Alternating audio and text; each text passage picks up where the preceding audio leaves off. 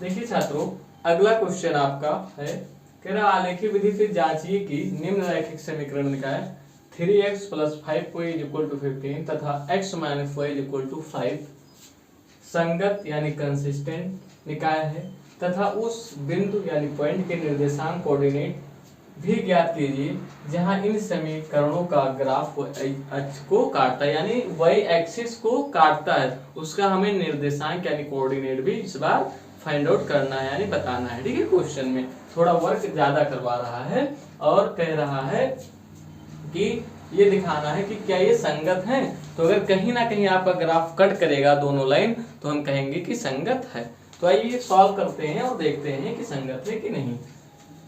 तो देखिए यहाँ पर आपका जो फर्स्ट समीकरण है 3x + 5y =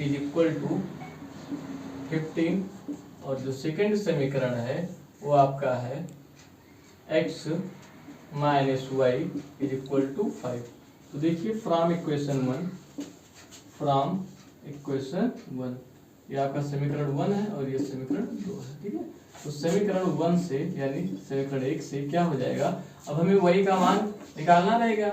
एक डिपेंडेंट है, चाहो तो आप y को भी भेज करके निकाल सकते हो। कोई ये हार्ड एंड फास्ट रूल नहीं है कि सिर्फ x को ही उधर ट्रांसफर किया जा सकता है, अगर x को भी भेज दोगे तब भी आ जाएगा। तो आइए इस क्वेश्चन में मैं उसी प्रकार से कर रहा हूँ। ठीक है, किसी को भी कर सकते हो, अगर आपके मन में ये डाउट था तो आइए क्लियर करते हुए चल रहा हूँ। देखिए अब इस बार मैं x को भेजूंगा उधर। ठीक है, तो ये आपका हो जाएगा 5y = 15 - 3x। सॉरी, x को तो हर बार भेजते ही थे, इस बार y को भेजेंगे। ठीक है, तो यहाँ पर 3x को रोकेंगे, अब ये जाएगा तो माइनस का 5y हो जाएगा। अब यहाँ पे देखिए x = क्या हो जाएगा 15 - 5y/3। ठीक है, तो यहाँ पे देखिए जब टेबल बनाएंगे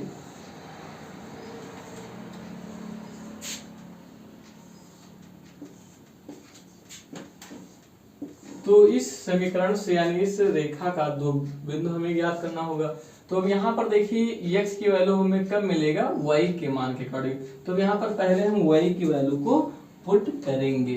तो यहाँ y बराबर अगर हम क्या ले लें 0, जब y का मान 0 लेंगे तो देखेंगे x बराबर क्या आएगा। ठीक है, तो यहाँ पे देखिए x बराबर 15 - 5 × 0, डॉट का मतलब इनटू यानी मल्टीप्लाई बाई 3। ठीक है, तो ये देखिए आपका क्या हो जाएगा 15 - 15 - 5 को 0 से गुणा करोगे तो 0 ही आएगा बटा 3।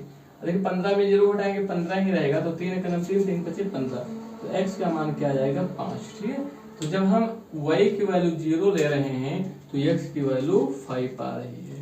ठीक है, नेक्स्ट इसी प्रकार से समीकरण 2 से कर रहे हैं। देखिए यहाँ फ्रॉम इक्वेशन सेकेंड। ठीक है, तो समीकरण 2 से x = 5 + y, यहाँ से सिर्फ यही प्राप्त हो रहा है। तो देखिए टेबल बनाएंगे और फिर दोनों वैल्यूज को पुट करेंगे आसानी के साथ। x है ये y, अब हमें यहाँ y की वैल्यू पहले पुट करना होगा तभी पता चलेगा। तो ये यहाँ भी y की वैल्यू हम 0 पुट कर दे रहे हैं। तो देखिए जब यहाँ पर 0 रखेंगे तो x बराबर क्या हो जाएगा 5 + 0 = 5। तो जब इसकी वैल्यू 0 तब इसकी वैल्यू 5 आ रही है। नेक्स्ट देखिए y की वैल्यू अगर हम यहाँ पे ले लें -2, y की वैल्यू -2, तब x = क्या हो जाएगा, y की वैल्यू जब -2 ले रहे हैं तो x = 5 - 2, क्योंकि y की जगह पर -2 रखेंगे तो x = आ जाएगा 3। तो यहाँ पर आपका 3 मिल रहा है।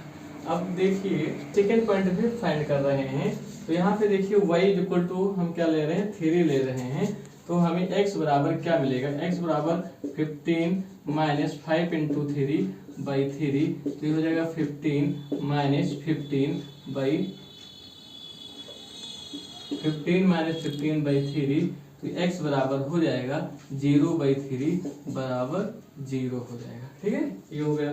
तो जब इसकी वैल्यू हम 3 ले रहे हैं तो x की वैल्यू हमें क्या मिल रहा है 0। तो यहाँ देख हम क्या देख रहे हैं कि हमें दोनों बिंदु पता हो गए। तो आइए इसका भी ग्राफ खींचते हैं। मैं ग्राफ ड्रा कर रहा हूँ तो ग्राफ पेपर पर कर रहा हूँ, क्योंकि इसमें जो ग्राफ बनता है एग्जैक्ट बनता है, क्योंकि इस जो ब्लॉक्स हैं, ये जो खाने हैं, इनके बीच की हर एक खाने के बराबर है। देखिए जो मेरे पहली टेबल आई है x पर जब 5 है, देखिए पहली टेबल मैं यहाँ बना ले रहा हूँ ताकि कोई डाउट ना रहे। 5 0 और 0 3। जब x पे हम 5 जाते हैं तो y पर 0, यानी x पे 5 जाएंगे 1 2 3 4 5। तो हमें y पे कुछ नहीं जाना होगा, यानी यही हमारा पॉइंट A हो जाएगा। और इसकी जो वैल्यू है, निर्देशांक है, वो 5,0। नेक्स्ट जब x पे 0 जाएंगे, यानी x पे हमें कुछ नहीं, तब y पे +3 जाना है तो 1 2 3, यानी यहाँ पर हो जाएगा। इस पॉइंट का नाम भी दे रहे हैं, इसका निर्देशांक 0,3 हो जाएगा। ठीक है, अब इस लाइन को हम ड्रा कर दे रहे हैं, इस रेखा के समीकरण को खींच दे रहे हैं। देखिए यहाँ से यहाँ स्केल को अपने रोकेंगे ऐसे, फिर ऐसे इस दोनों पॉइंट से काटते हुए एक रेखा खींचते हैं। ठीक है, अब देखेंगे जो दूसरी टेबल है हमारी x y, और यहाँ जो वैल्यूज आपको मिल रही है x की 5 तब y की 0 और ये 3,-2। देखिए ये जो मैं यहाँ लिख रहा हूँ ये आपके तो बोर्ड पे दिखाई दे रहा है। आपको जब नोट्स या ग्राफ कॉपी में करना होगा तो देखिए इस पेज में पहले पूरा फ्लूफन कर लीजिएगा, जस्ट सामने ही है, और इस वाले ग्राफ वाले पेज में सिर्फ फिगर बनाना होगा। ये टेबल यहाँ ग्राफ के पास आपको एग्जाम में भी नहीं बनाना है और ना ही अपने नोट्स में। ठीक है, तो देखिए अब यहाँ पे जब हम x पे 5 जाएंगे तो y पे 0, यानी जो c वाला पॉइंट होगा वो भी आपका यही रहेगा। a और c पॉइंट सेम पॉइंट है। और जो d वाला पॉइंट है, जब x पे हम 3 यूनिट जाएंगे 1 2 3, तो y पर -2 यानी नीचे जाना होगा तो 1 2, ये वाला पॉइंट आपका d हो जाएगा। इस पॉइंट का नाम d और इसका जो कोऑर्डिनेट है 3,-2 हो जाएगा। अब देखिए c और d पॉइंट को डिपेंड करते हैं, इसको ऐसे मिला रहे हैं। ठीक है, इस प्रकार से इसको मिला दिए।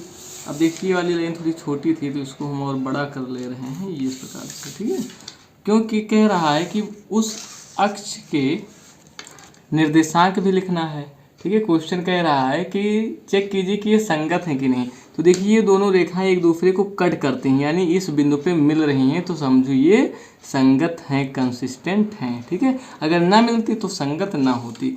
फिर कह रहा है कि y अक्ष के निर्देशांक भी ज्ञात कीजिए। समीकरणों का ग्राफ y अक्ष को काटता है तो उसके निर्देशांक भी। तो देखिए ये आपका पूरा y अक्ष है और ये कहाँ कहाँ कट कर रहा है, तो देखो b पे जिसका निर्देशांक है 0,3, और ये यहाँ कट कर रहा है तो इसका निर्देशांक देखिए x पे तो कुछ नहीं जा रहा है तो क्या हो जाएगा 0, और y पर देखो कितना जा रहा है 1 2 3 4 5, नीचे जा रहे हैं तो इसलिए -5। ठीक है, तो आपके जो निर्देशांक हो जाएंगे वो हो जाएगा 0,-5 और ये। ठीक है, तो अतः पूछ रहा था कि बताइए संगत है कि नहीं, तो क्या है, संगत है। ठीक है, संगत है यानी कंसिस्टेंट है, कंसिस्टेंट है।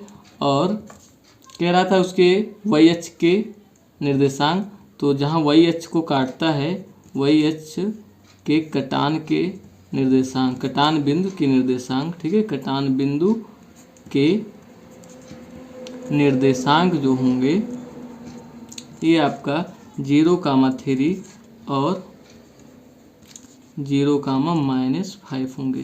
ठीक है, तो अब मुझे उम्मीद है और आशा भी है कि आप सभी लोगों को ये क्वेश्चन समझ में आ गया होगा। और इस प्रकार से आपके बोर्ड में क्वेश्चंस आते हैं तो कोई बिना लापरवाही के आपको ग्राफ सावधानीपूर्वक बनाना है और अपना एक्सपीरियंस कर लेना है, क्योंकि जब हाथ सेट होगा तो एग्ज़ाम में भी बना सकते हैं।